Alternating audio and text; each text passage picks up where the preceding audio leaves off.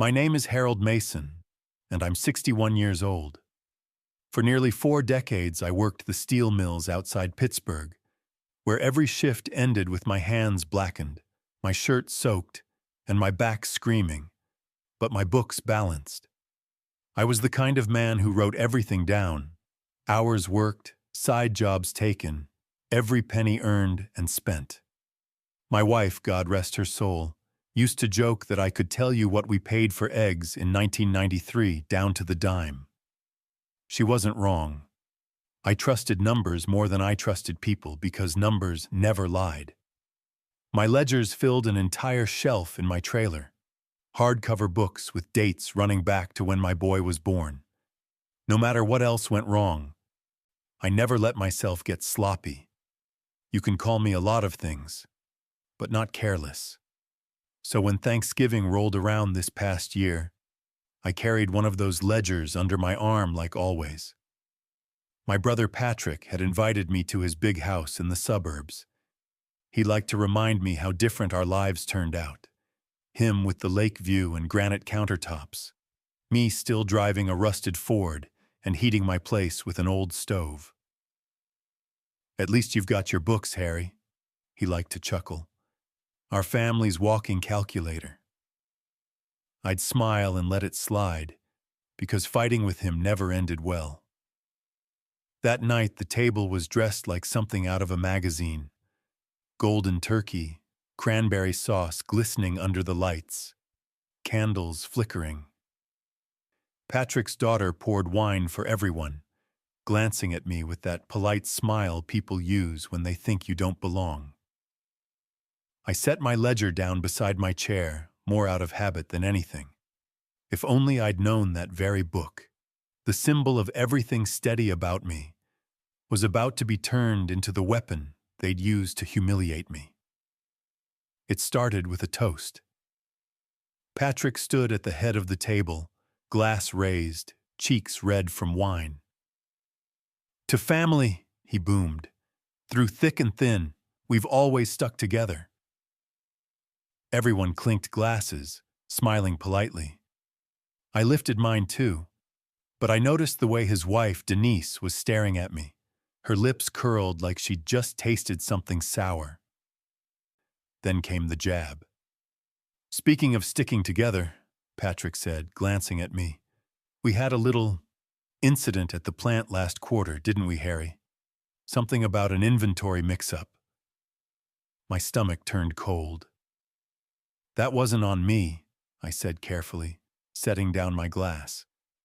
"That was the supplier shorting deliveries. I logged every shipment in my ledger." But Patrick's grin widened, like he'd been waiting for that answer. "Of course you did. Always with the ledger." But corporate wasn't convinced. "Someone took the fall for those missing steel coils, didn't they? Remind me who signed the reports?" I felt every eye at the table shift toward me. My niece, her fork frozen halfway to her mouth. My own daughter, Laura, narrowing her eyes. Denise leaned in with mock sweetness. "It's hard, isn't it? Numbers can get confusing when you're tired. Mistakes happen." I pushed back from the table, heat rising in my face. "I didn't make a mistake. I logged everything to the pound. If you'd bother to look..." Patrick cut me off with a laugh sharp enough to slice the air. "Relax, Harry. We're just talking. Don't be so defensive." But the damage was done. Laughter rippled across the table. Not loud, but enough to sting. My daughter set her glass down hard, refusing to look at me. And that's when I realized Patrick wasn't just making small talk. He was planting a story where I was the careless one, the weak link, the man who let the family down. I sat back, gripping my ledger under the table.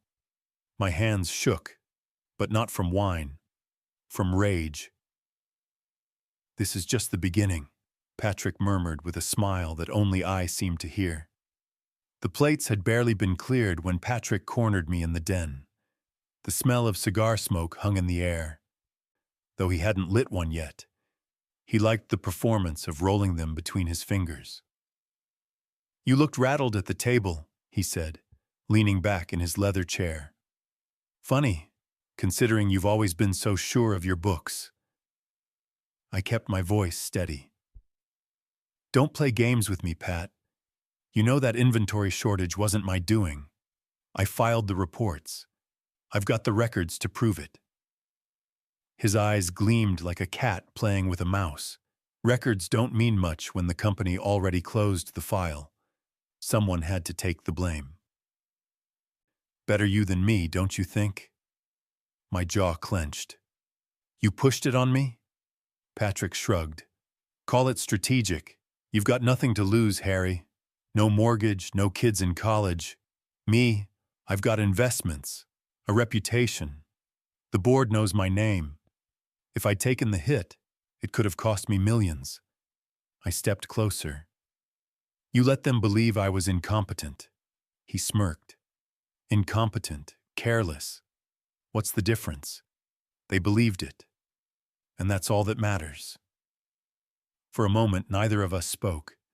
The tick of the grandfather clock filled the silence. My daughter appeared in the doorway, her eyes darting between us. Dad? She asked softly. I swallowed the burn in my throat. Go on, Laura. We'll finish this later. Patrick smiled at her. Don't worry, sweetheart. Your old man and I are just talking shop. Nothing personal. But when she left, I leaned in, voice low. This isn't over. Patrick chuckled, striking a match for his cigar.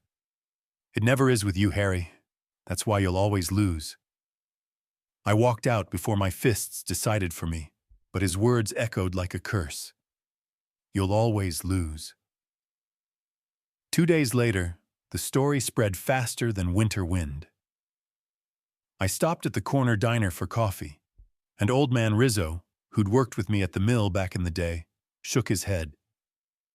Heard about that mix-up, Harry. Damn shame. Thought you were sharper than that. My grip tightened around the counter. That wasn't me, Riz. Patrick twisted it. He shrugged, like it didn't matter. Word is word. Folks believe what they hear first. By the time I got back to my trailer, my phone was buzzing with texts. One from Laura. Dad, why didn't you tell me you messed up at work? Uncle Patrick says he covered for you so you wouldn't lose your pension. The words cut deeper than any blade. Covered for me. He'd turned my meticulous record-keeping into a liability and recast himself as the hero.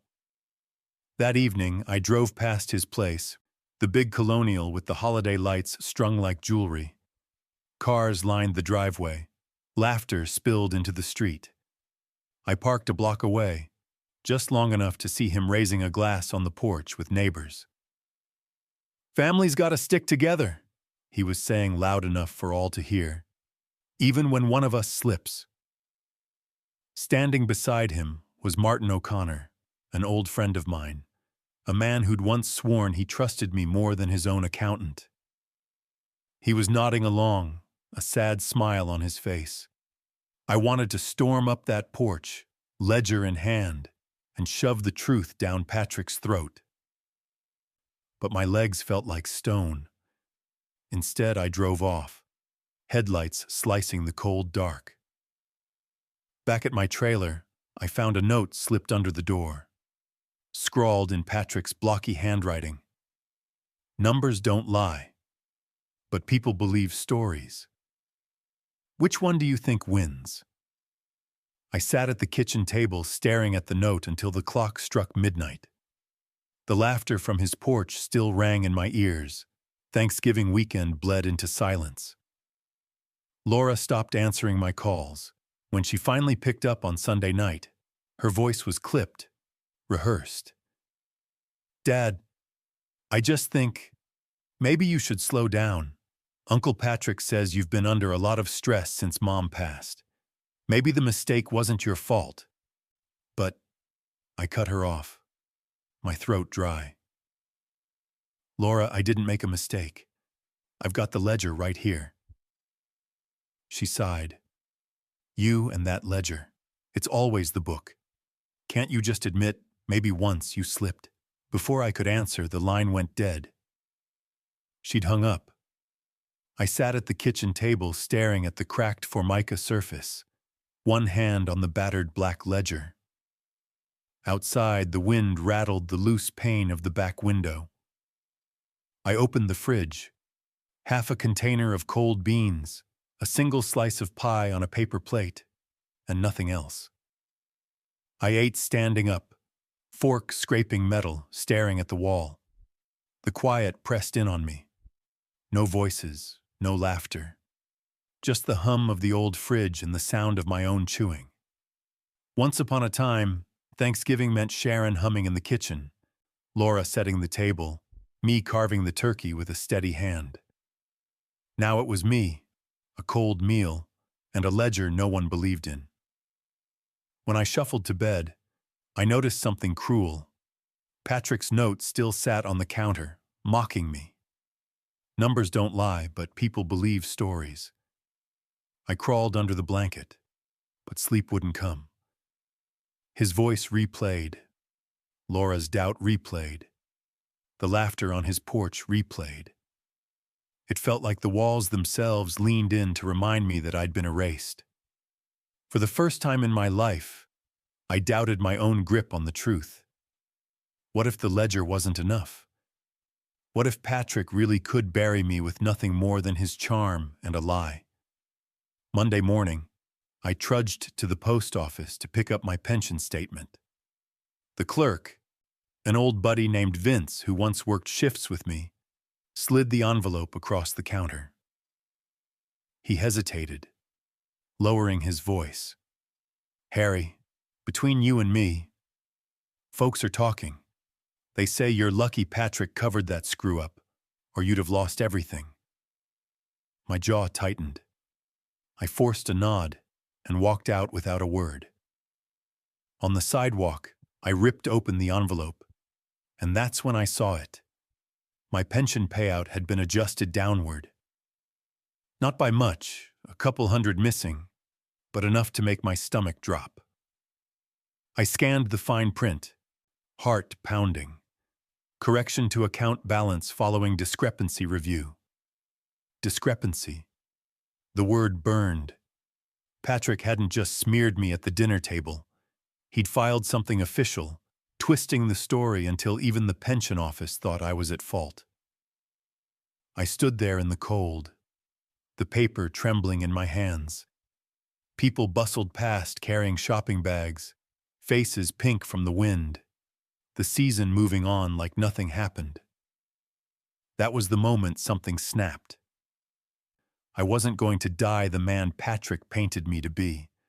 I wasn't going to be the careless screw-up, the washed-up mill rat who lived in a trailer and let his brother define him. I'd spent a lifetime writing every penny, every pound, every delivery.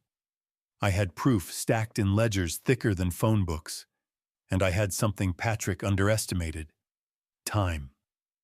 I folded the pension letter carefully, tucked it inside my coat, and walked back toward my trailer with a steadiness I hadn't felt in weeks. The humiliation still burned, but beneath it pulsed something stronger. Resolve. Patrick wanted a story. Fine, I'd give him one. But mine would be carved in ink, evidence, and truth he couldn't laugh away. Back at the trailer, I pulled the old ledgers down from the shelf one by one, lining them across the table like soldiers. Each cover cracked, each page filled with numbers so tight you could barely slip a dime between them. My proof. My life. Step 1.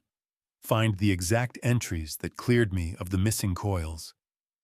I traced back through shipments, cross-referenced vendor slips, stapled receipts I'd saved like relics. It was all there: the delivery logs, the shortfalls, the notes I'd scribbled when suppliers cut corners. Step 2. Corroboration. Numbers alone weren't enough. Patrick was right about one thing: people believe stories. So I picked up the phone. The first call was to Vince, the clerk. "You still got contacts at the mill office?" I asked. People who'd vouch for paperwork if I could show it. He hesitated, then said, I might.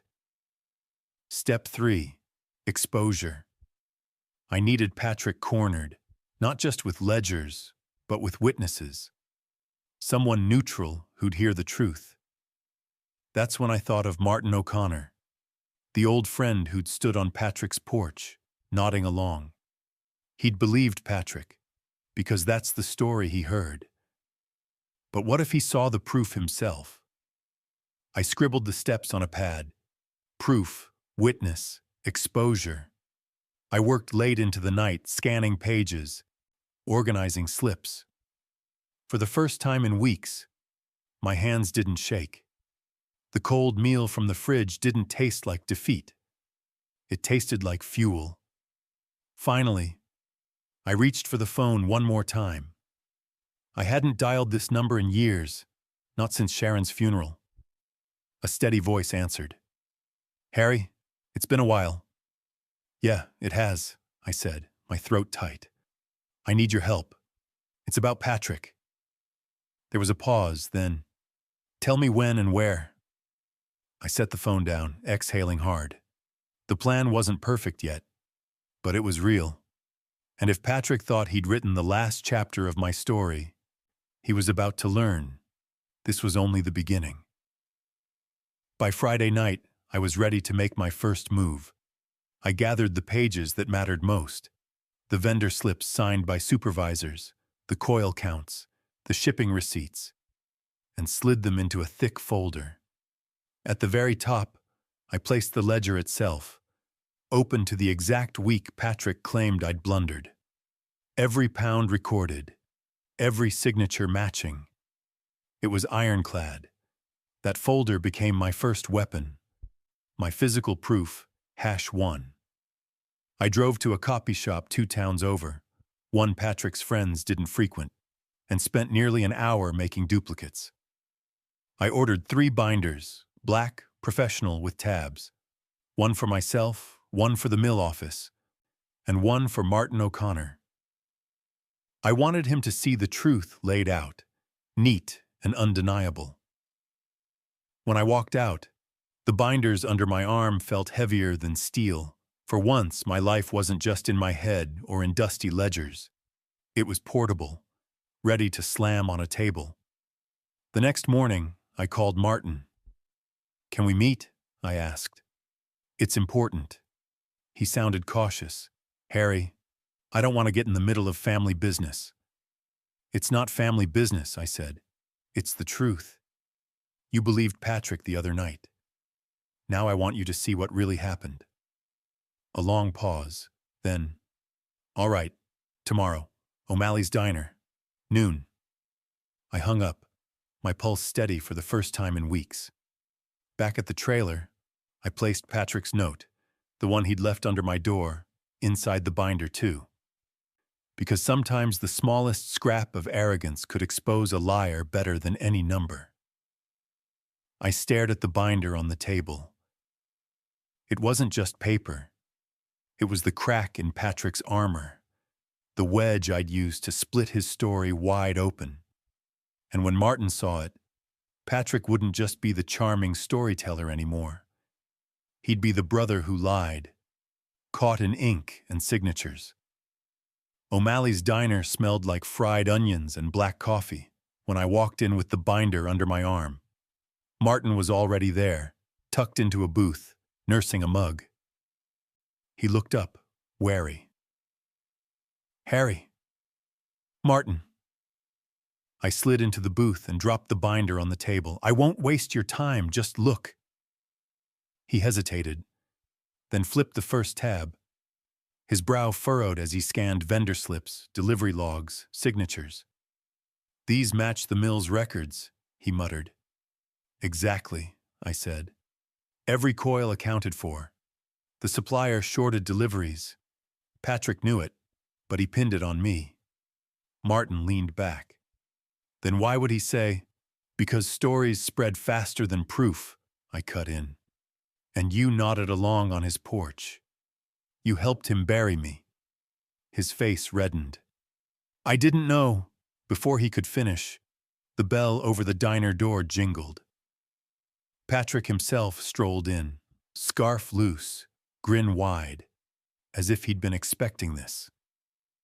He spotted us and walked straight over. Well, well, the brothers Mason and our mutual friend. I stiffened. Sit, Pat. Time you heard your own lies out loud. He slid in beside Martin, eyeing the binder. What's this, Harry? More bedtime reading? Proof, I said flatly, that I didn't make the error you pinned on me, that you shifted the blame to protect your reputation. Patrick chuckled. Always clinging to your numbers. But tell me, Martin, who do you believe? The man with a shelf of dusty ledgers, or the man who's built real success? Martin closed the binder slowly. His voice was tight. I believe the man with receipts. These documents don't lie. Patrick's smile faltered for the first time. I leaned forward. You wanted to paint me as the screw-up, but from here on, every story you tell gets matched with this binder, and people are going to start asking why your name never shows up on the reports that mattered. Patrick's jaw worked, but no words came. For once, the silence wasn't mine to carry. It was his. And that silence felt like the first crack in the wall he'd built around me. Patrick didn't stay silent for long. By the time the waitress dropped off a fresh pot of coffee, he'd found his smirk again. Cute performance, Harry, dragging Martin into this. But let me make something clear. If you keep waving those binders around, I'll bury you. I met his stare. You already tried. No, he said, leaning close enough for me to smell the scotch on his breath. That was child's play. You want real consequences? I can make calls. Pension board, suppliers, even Laura. How do you think your daughter will feel when I tell her you're obsessed, unstable, carrying binders into diners to harass people? My fists clenched. But before I could speak, a voice cut in. That's enough, Patrick. I turned. Vince, the post office clerk, my old buddy, stood by the counter holding a to-go cup. He'd heard every word. Patrick's head snapped around. This isn't your business. The hell it isn't, Vince said, walking over. Harry's been the straightest guy I know since the mill days. You, on the other hand, sound like a man trying real hard to hide something. Martin's eyes darted between us. He showed me proof, Vince. The numbers clear him. Vince nodded. And I'll vouch for the pension letter. I saw the adjustment notice myself. Funny how that happened right after Patrick started spreading stories.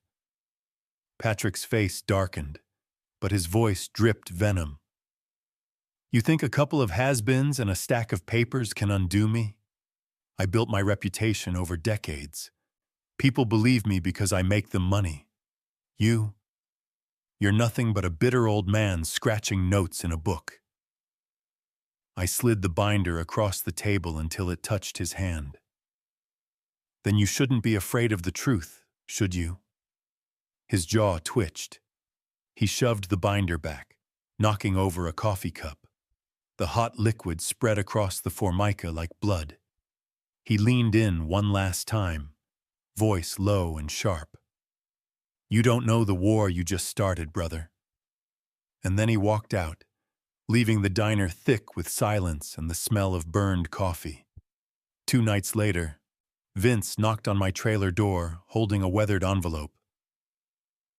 Harry, you're going to want to see this, he said, stepping inside. He laid out several photocopied pages across my table.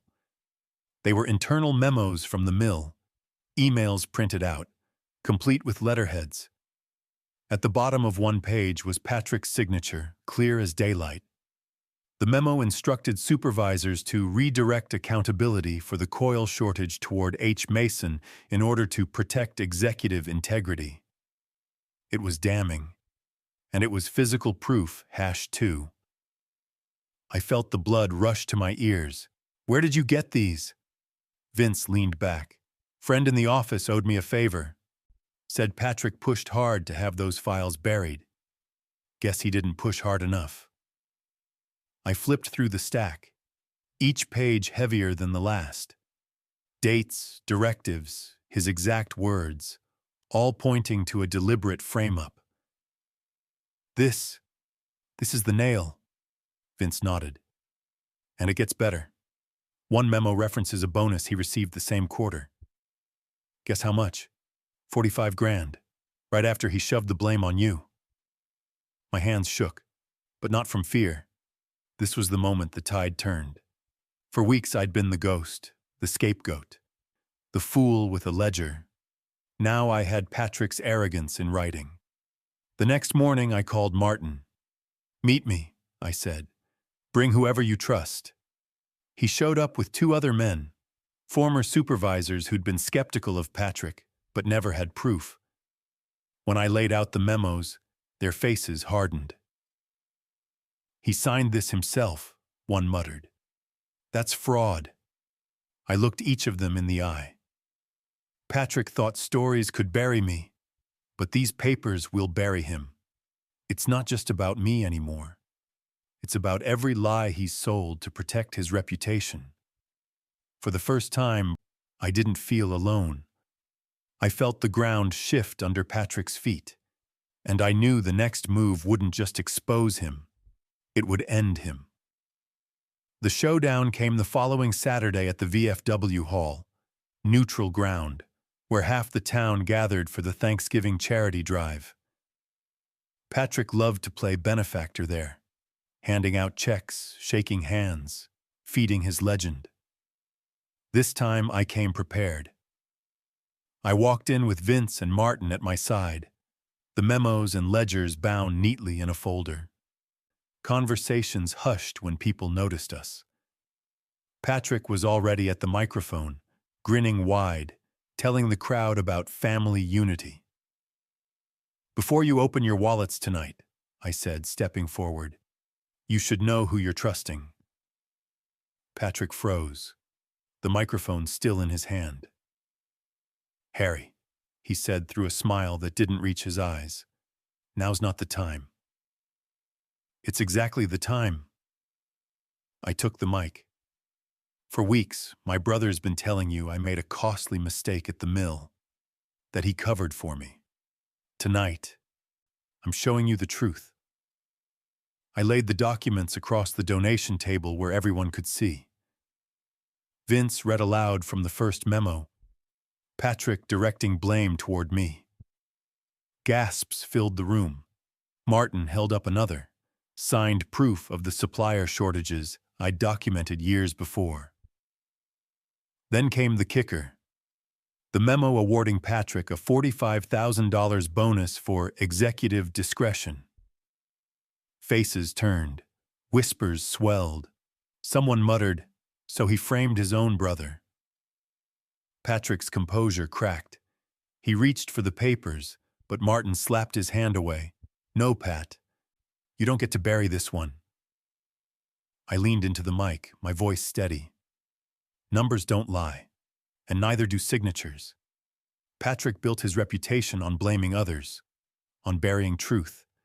But tonight, the truth is louder. The room erupted, some in outrage, some in stunned silence. Patrick stammered, then bolted for the exit, but 2 of the supervisors stepped in his path. He had nowhere left to run. For the first time in my life, I wasn't the one shrinking under his shadow. Patrick was, and there would be no coming back from this. The fallout was swift. Within a week, Patrick was suspended from his executive board. By Christmas, he was forced to resign under ethics violations. The memos became public record. His reputation in tatters. Neighbors who once toasted him crossed the street to avoid eye contact. Laura came by my trailer one evening, tears in her eyes. "Dad, I'm sorry I doubted you." I held her hand, rough and calloused from years of work, and told her the truth.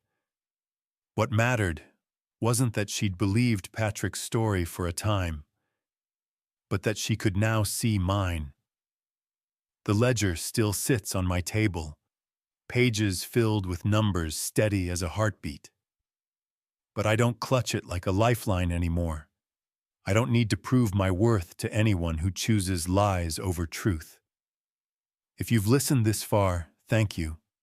Tell me in the comments, what would you have done in my place? And don't forget to subscribe to Revenge Stories Men U60 USA, because stories like mine deserve to be heard.